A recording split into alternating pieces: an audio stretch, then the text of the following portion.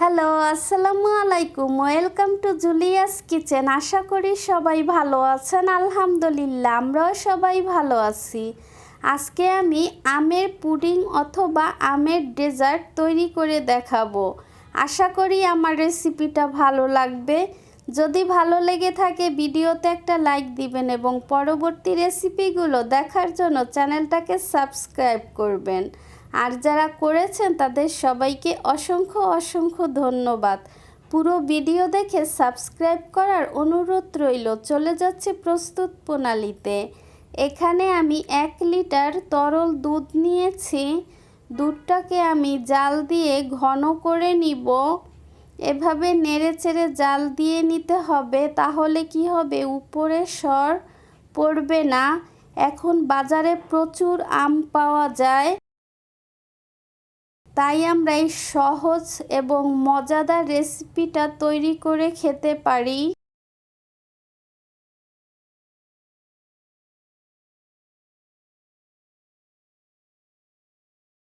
এটা যে কেউ তৈরি করতে পারবেন, উপকরণও একেবারেই কম। দুধটা প্রায় ঘন হয়ে গিয়েছে। এখন আমি চুলার জালটাকে বন্ধ করে দুধটাকে ঠান্ডা করে নিব।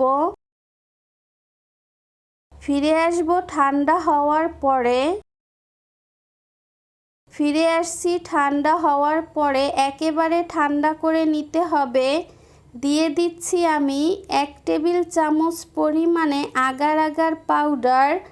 এখন আগার আগার পাউডারটাকে ভালো করে মিক্স করে নিতে হবে।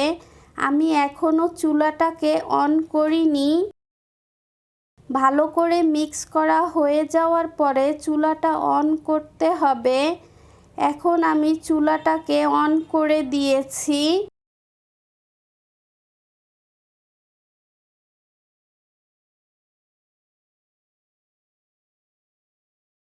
এর মধ্যে আমি দিয়ে দিচ্ছি 1/3 কাপ চিনি।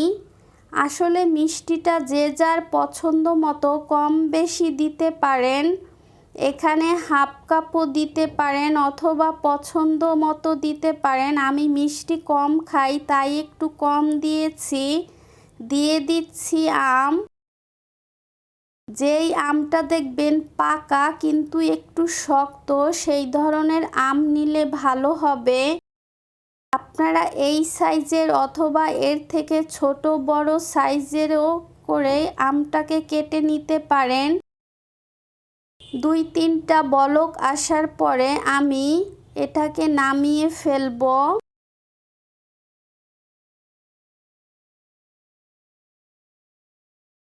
চুলাটাকে বন্ধ করে দিয়েছি এবং আমি যেটায় সেট করব, গরম গরমেই কিন্তু এটা ঢেলে দিতে হবে, নয়তো জমাট বেঁধে যাবে। আপনারা চাইলে যে কোনো বাটি বা ডিশে এটাকে পরিবেশন করতে পারেন। আবার চাইলে যেই পাত্রে রান্না করেছেন সেটাও এটাকে সেট করতে পারেন। তবে ঠান্ডা হওয়ার পরে যে যার পছন্দ মতো ডিজাইনে কেটে পরিবেশন করতে পারবেন। এখন আমি এটাকে ঠান্ডা করে নিব। স্বাভাবিক তাপমাত্রায় আসার পরে আমি এটাকে ফ্রিজে রেখে দিব সারা রাতের জন্য। দেখুন একদম সেট হয়ে গিয়েছে। এটা ঠান্ডা ঠান্ডা খেতেই খুব ভালো লাগে। এখন আমি টুথপিকের সাহায্যে একটু আলগা করে নিচ্ছি। এই কাজটা কাঁটা চামচের সাহায্যেও করতে পারেন। রেসিপিটি দেখার জন্য সবাইকে অসংখ্য ধন্যবাদ। যদি ভালো লাগে লাইক, কমেন্ট এবং শেয়ার করবেন ফ্যামিলি ফ্রেন্ডসদের সাথে এবং চ্যানেলটাকে সাবস্ক্রাইব করে পাশে থাকবেন। আমি একটু কেটে দেখাবো। অনেক মজার এবং সহজ একটা ডেজার্ট রেসিপি। যে যেখানে থাকেন ভালো থাকেন, সুস্থ থাকেন। আমারও আমার পরিবারের জন্য দোয়া করবেন। আল্লাহ হাফেজ।